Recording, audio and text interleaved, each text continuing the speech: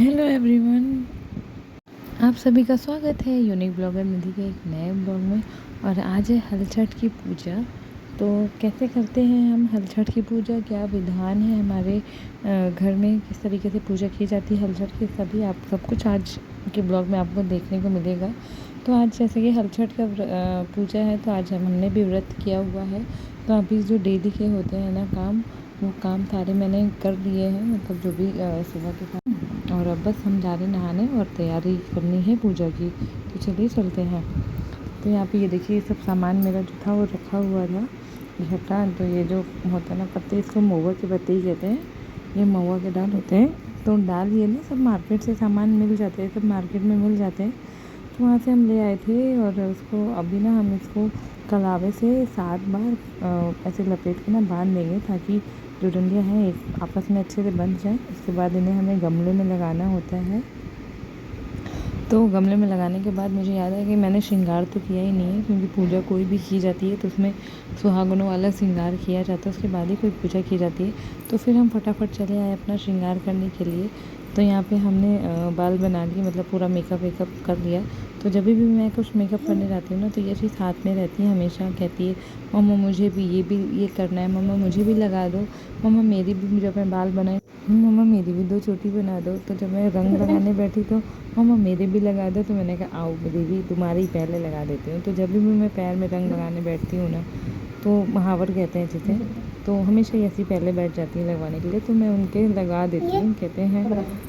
तो यहाँ पे ये देखिए ऐसी को मैंने बताया, तो उसी तरीके से ऐसी करी। उसके बाद फिर मैंने भी लगाया। ऑलमोस्ट हाँ, ये पूजा जो होती है दिन में ही की जाती है। तो मेरी पूजा को देर हो भी गई थी, 11 बज चुके थे। तो मैं तो मतलब मेरे मन में तो यही आ रहा था कि मतलब मुझे बहुत लेट हो गया पूजा करने में आज। लेकिन फिर जब मैंने गूगल करके पढ़ा तो मुझे याद आया कि ये पूजा होती ही लेट में, मतलब दिन में ही की जाती है ये पूजा, सुबह सुबह नहीं किया जाता इस पूजा को। तो फिर मुझे शांति मिली। मैंने कहा चलो देर नहीं हुई, मेरी पूजा फाइनली हो गई। तो फाइनली यहाँ पे मैंने भी फिर रंग लगाया। और ये चीज़ देखिए कितनी गौर से देख रही है, और मतलब देखती कि सेम डिज़ाइन मम्मा मेरे भी लगाया कि मम्मा ने अलग लगा। तो ये यची के हैं और ये मेरे रंग हैं। तो हमेशा यची ना पूरा कॉपी करती कि मम्मा आपने अपने पैर में ये बनाया, मेरे नहीं बनाया, मेरे इतना छोटा सा बनाया, ऐसे करके। तो फिर फाइनली सब श्रृंगार करके फिर मैं नीचे आ गई पूजा की तैयारी करने के लिए। तो यहाँ पे ये जो होते हैं ना महुआ के पत्ते, ये हमें यहीं इसी से ही तोड़ लेने होते हैं। मतलब ये तोड़ इसी पेड़ से हम 5 या 7 पत्ते तोड़ लेने होते हैं। और तोड़ के उसे हमने ना पानी से ऐसे धो लिया है, और धो के पोंछ के इसे हम पूजा में यूज़ करने वाले हैं। तो यहाँ पे 2 दिए बनते हैं, एक दिया घी का बनता है और एक बनता है तेल का दिया। तो जो घी का दिया होता है वो हल छठ माता के सामने जलाया जाता है, और जो दूसरा तेल का दिया होता है उसको हम काजल पारने के लिए जलाया जाता है। काजल पारा जाता है पूजा के समय पे ही, और फिर पूजा के अंत में वो काजल अपने बच्चों को या बेटे को लगाया जाता है। बेसिकली मैं आपको बता दूँ कि ये पूजा जो है ये पूजा लड़कों के लिए ही होती है। मतलब जब तक आपका कोई संतान में लड़का नहीं है, तब तक कोई भी ये व्रत नहीं रहता है। तो बेसिकली ये पूजा लड़कों के लिए होती है। लेकिन मैं अपने दोनों बच्चों के अच्छे स्वास्थ्य के लिए और लंबी उम्र के लिए मैं ऐसा मान के ही रहती हूँ। तो यहाँ पे ना छठ माता का हम ये कैलेंडर भी ले आए थे मार्केट से, क्योंकि हमारी मम्मी तो ऐसे ना पूरा दीवार पे बनाती थी।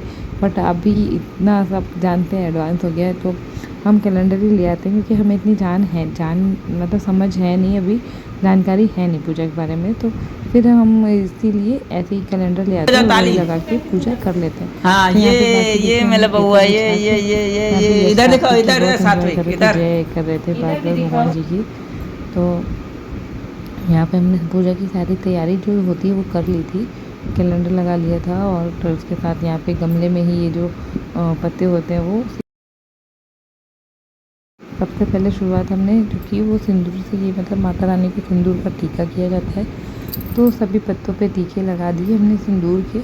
और उसके बाद जो हम प्रसाद के रूप में रखेंगे वहाँ पे भी हम लगा देंगे सिंदूर के टीके। तो यशी कह रही मम्मा मैं भी लगाऊंगी, मैं भी करूँगी। मतलब जो भी चीज़ मैं करती हूँ ना, तो वो हर चीज़ को बोलती है मम्मा मैं भी करूँगी। ये देखिए मैं मतलब टीका लगा रही पत्तों को, तो वो कह रही मैं भी लगाऊंगी। इस तरीके से हमारी पूजा होती है। तो यहाँ पे सब चीज़ें हो गई। तो अभी क्या था, बस पूजा मतलब सब तैयारी तो हो ही गई थी, पूजा स्टार्ट ही हो गई थी। तो यहाँ पे प्रसाद जो बनाया जाता है वो महुए का होता है और तिल्ली के चावल और दही का प्रसाद रखा जाता है। तो यहाँ पे 5 या 7 पत्ते रखे जाते हैं जैसे मैंने बताया। तो यहाँ पे मैंने 5 पत्ते लिए थे और उन पे ऐसे तिल्ली का चावल रख दिया दही के साथ मिक्स करके। और उसके साथ अब हम महुआ भी रख देंगे, और महुआ भी हमें आराम से बाज़ार में मिल जाता है।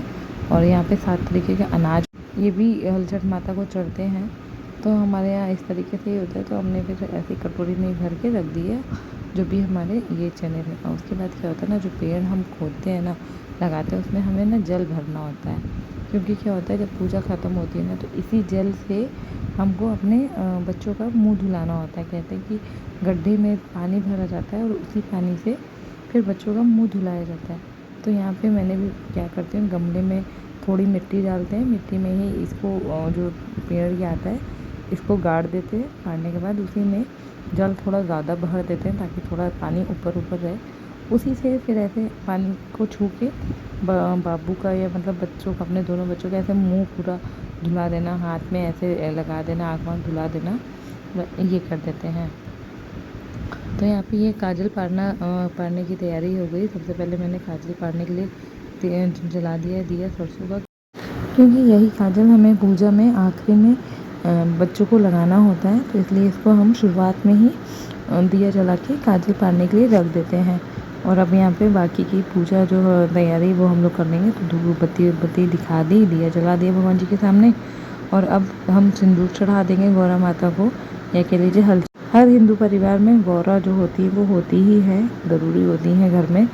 तो इन्हीं को हम सिंदूर चढ़ाते हैं। तो यहाँ पे हमने 7 बार सिंदूर चढ़ा दिया, सिंदूर दान कर दिया है। और उसके बाद अब हम अपनी पूजा स्टार्ट करेंगे। तो उसमें जो होता है, कहानी कही जाती है। तो कहानी मुझे वैसे तो नहीं आती थी, तो यहाँ पे कैलेंडर में जो कहानी लिखी हुई थी ना, मैंने उसी कहानी को बस पढ़ लिया। और वो युधिष्ठिर और कृष्ण जी की कहानी थी। तो उसके बाद वही कहानी पढ़ के हमने भगवान गणेश जी की आरती कर ली।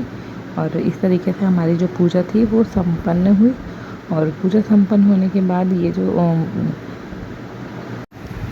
अब इनमें ना गांठ लगानी होती है। इस तरीके से एक एक गांठ, हर में 5 गांठें लगानी होती हैं। तो इस तरीके से हमने इसमें गांठ लगा दी है।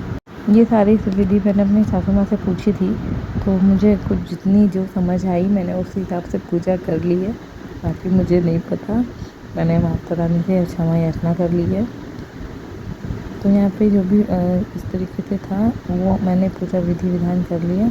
और अब पूजा आखिरी में हमारी संपन्न हो गई। तब जो भी काजल हमने पार लिया है वो काजल हम अपने बच्चों को लगा देंगे। तो यहाँ पे ये देखिए, सात्विक के मैंने काजल लगाया। सात्विक काजल बिल्कुल नहीं लगवाता है, तो इसलिए मैंने ऐसे ना उसको सिर्फ आँखों के कोने पे ही लगा दिया। और सूखा काजल है तो थोड़ा सा आँखों में लगता भी, इसलिए मैंने आँखों के किनारे पे लगा दिया है। तो ये देखिए कितनी मुश्किल से लगवा रहा है, तो बिल्कुल काजल नहीं लगवाता है।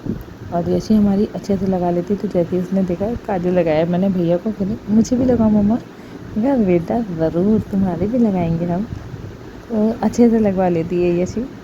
तो यहाँ पे दोनों बच्चों को काजल लगाने के बाद हमारी पूजा संपन्न हुई। पूजा के प्रसाद के रूप में हुआ और तिन्नी के चावल को दही के साथ प्रसाद रूप में ग्रहण किया। उसके बाद आज हम दिन भर यही खाने वाले हैं। उसके बाद मतलब माँ बेटे ने दोनों ने थोड़ा सा फ़ोटोशूट किया, वीडियो बनाए, क्योंकि आज मुझे मेरा लल्ला बहुत अच्छा लग रहा था काजल में। तो इसलिए थैंक यू सो मच। तो इस तरह से कुछ रहा मेरा आज का व्रत का दिन। आप लोग को कैसा लगा ज़रूर बताइएगा।